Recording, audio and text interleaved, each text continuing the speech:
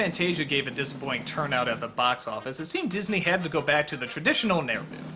Dumbo was the 4th film they ever released. It's a curious choice because while it is artistically interesting at times, it's not anything really groundbreaking. Snow White, Pinocchio, and Fantasia you could definitely argue broke some new ground. Dumbo is just sort of your typical kids flick. But it's not bad. Actually, something I always noticed about Dumbo is that Dumbo is never actually the focus. He doesn't even talk, he just sort of walks around looking cute. I mean, it works, he's big-eyed, curious, and all those other things you expect out of Disney characters. But the focus of the movie is the rest of the world. The world of the circus, the world of the animals, the world of getting drunk. It's all about strange visuals. He's very much the observer, not the focus. But hey, that's fine by me. I love weird imagery, especially if it's brought to us by Disney. The story is very basic. An elephant gives birth to a little elephant that's born with big ears. He's considered an outcast and often gets into trouble for it. While one kid goes too far in making fun of him, the mother takes the guy and starts beating the crap out of him. Thus she gets thrown away in the cellar and Dumbo is left on his own, just with one little friend, a circus mouse. The rest of the movie is just things going wrong, weird people and weird things approaching him, and, well, Dumbo looking confused. Again, I don't have a problem with it if it's done well, and it's done reasonably well. It's just a weird, strange environment that they built for him.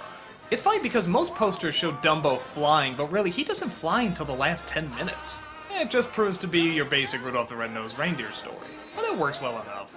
Like I said, the weird angles and often bizarre tone really help to give the film a very interesting identity, and actually sort of sets it apart from the other Disney films. Now there is big debate about whether or not the crows in this movie are racist. Obviously they're all played by black actors, and they do use slang and say the word brother every once in a while. But Disney never pulled it like they did Song of the South or some of the other racially insensitive cartoons. And from the standpoint of just a dumb white kid, I thought they were cool. They had style, they had class. They're the ones that made Dumbo fly. What's not to like? They're friggin' awesome. Now again, I'm speaking as a dumb white kid. Maybe there's something there I'm missing, but for me personally, I never saw the problem.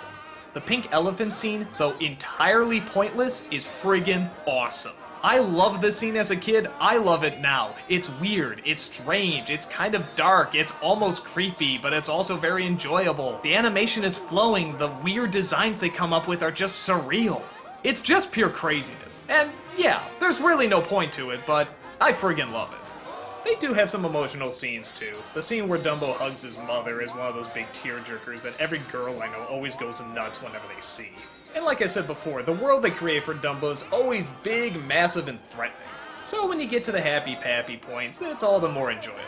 Overall, Dumbo's a decent movie. It's not up to par with some of the more traditional Disney films, but I don't think it was meant to be. It sort of set its own rules and it stuck with it. And I think it's pretty awesome for that. It's a fun film with some fun sequences.